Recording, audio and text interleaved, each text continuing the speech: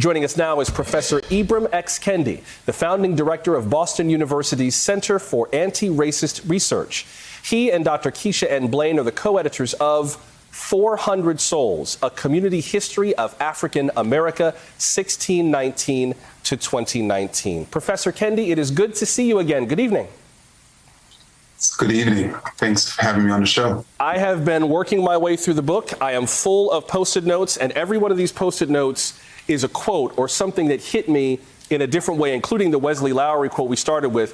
This is a fabulous way to read through Black history. It is incredible, breaking it down in 5-year increments and having different people write just 2 or 3 pages, really, about those 5 years, like a series of slices of all 400 years or 400 years of our history. Why did you decide to structure the book that way?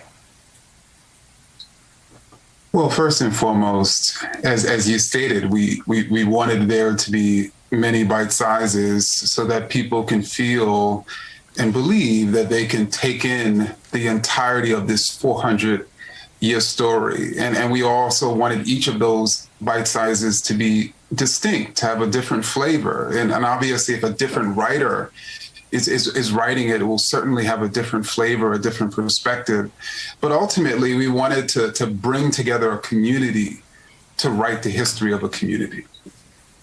One of the things that you write about in an article in Time magazine is the concept of a white gaze, G-A-Z-E. And you wrote, when internalized by Black people, the white gaze functions as a pair of glasses binding our eyes and thereby our very being. To see the world through the white gaze, no matter one's identity, is to center white people and their looks, their ways, their perspectives, and their actions. A real-life Get Out. Any reference to the movie Get Out makes me quiver, but I totally understand what you're referring to. Talk about the value of talking about Black history in this way, not through what you described as a white gaze. Well, I think that it is so important for every single American to understand their community's history from the standpoint of their own community.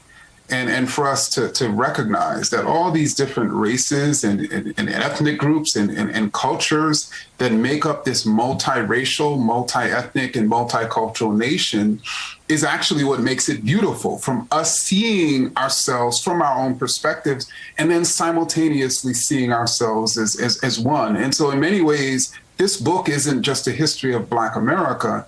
400 Souls is a history of America from a Black perspective.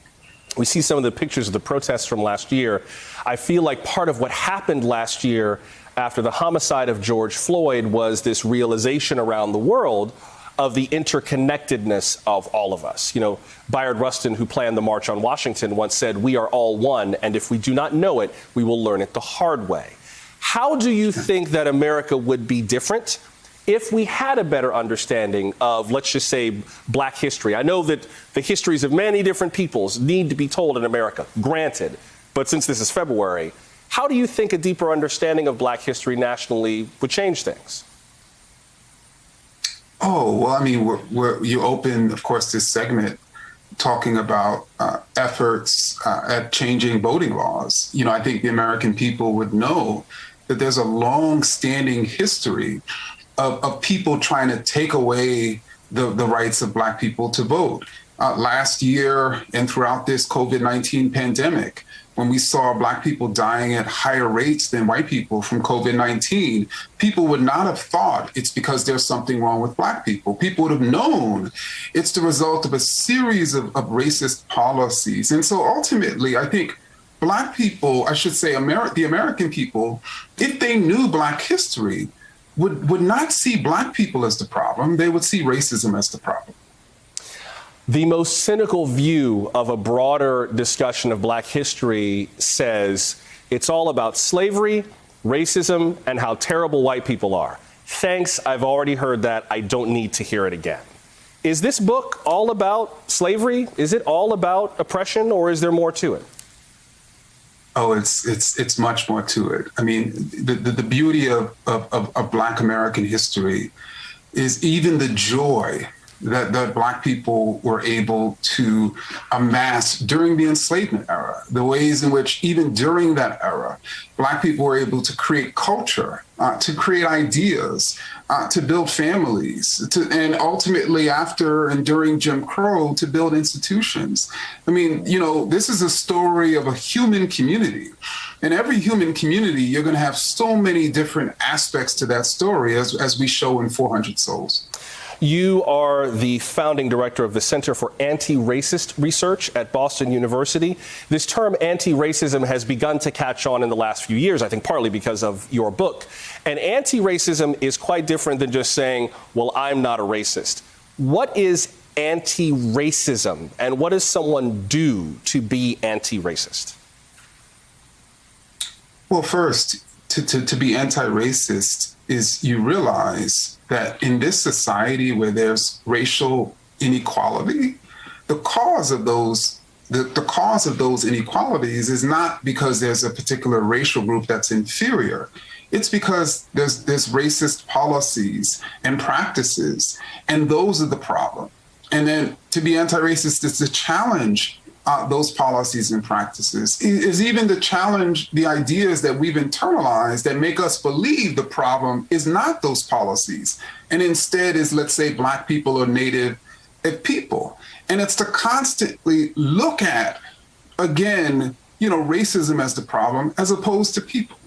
Kind of the difference between saying I'm not part of the problem and saying I am part of the solution. Last few seconds before I let you go, Professor, what's the one thing you would like more people to do to be anti-racist before we go? To look in the mirror and to see the ways in which we as individuals can be different, and our institutions and our communities, can be different.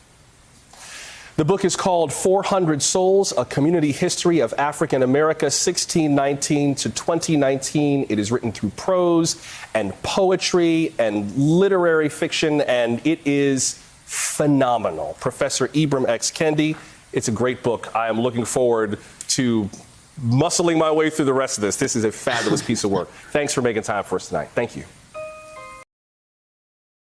Hey, thanks for watching our YouTube channel. You should know that you can follow today's top stories and breaking news and catch up on your favorite MSNBC shows all in one place. Download the NBC News app today.